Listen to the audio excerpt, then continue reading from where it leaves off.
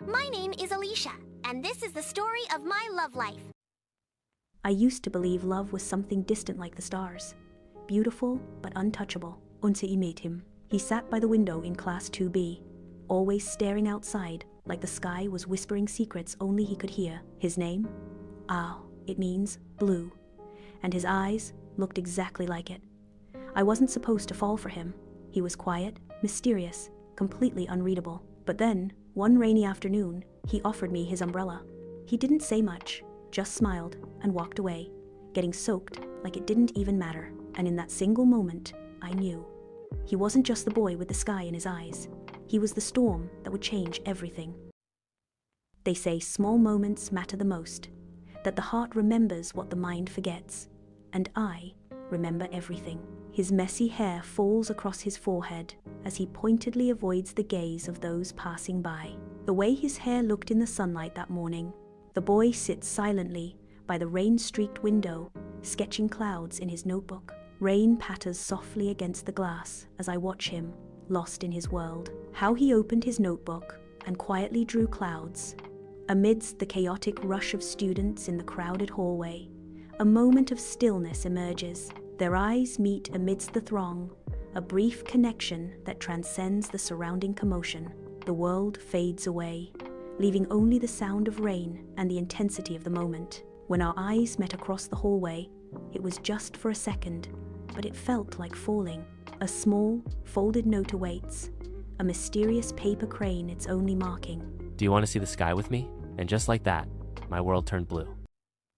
I stare intently at the paper crane on my desk, its delicate folds catching the light. I trace my fingers along its wings, the words echo in my mind. Do you want to see the sky with me? The question hangs in the air, feeling like a secret invitation. Amid the bustling school hallway, I move with a quiet resolve, focused on a single, delicate mission. The lively chaos of students fades as I carefully slip a tiny paper star into a specific locker, a silent messenger of unspoken feelings. The paper star bears no words, no name, yet it carries a weight of unspoken feelings. I feel a sense of anticipation and hope that he will understand the unspoken message. High above the city, I approach him on the rooftop, where the wind dances around us. He offers me a thermos of warm tea, a fleeting glance our only exchange before he looks out at the clouds. Side by side, we settle into a peaceful silence, the world fading away around us. A long silence hangs in the air between them, as the city's hum fades into a distant murmur. When I was little, I used to think clouds were floating islands. I'd imagine building a house up there and just disappearing. My soft voice breaks the silence. Do you still want to disappear? He turns back to her, his gaze softening. Not anymore. The school bell echoes, signaling the day's end, yet we remain suspended, seated in the quiet moment. I see he isn't a boy who falls loudly, but quietly, carefully. I realize I am falling too, not because of grand gestures, but because he makes everything still. We are two teenagers chasing pieces of sky at the beginning of something unknown. Rooftop day changed us, yet not much. Locker notes arrived. Sketched feathers, tiny stars, folded constellations, always with a line. Clouds look heavier when you're sad. Do you ever feel like running without direction? Some days are sky blue, some are storm gray. You're the sun in both. And slowly, I stopped feeling invisible. One day, he surprised me. He asked if I wanted to walk home together. It was spring. The cherry blossoms were starting to bloom. Their petals falling like snowflakes in slow motion. We walked in silence, but it was warm, comfortable. Then he said, I never liked spring. It reminds me that nothing lasts. I looked at him. He was watching the petals fall, expression unreadable.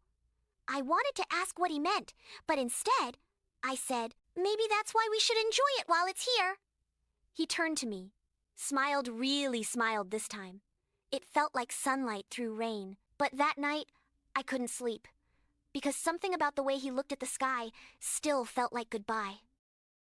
The next week, he missed school.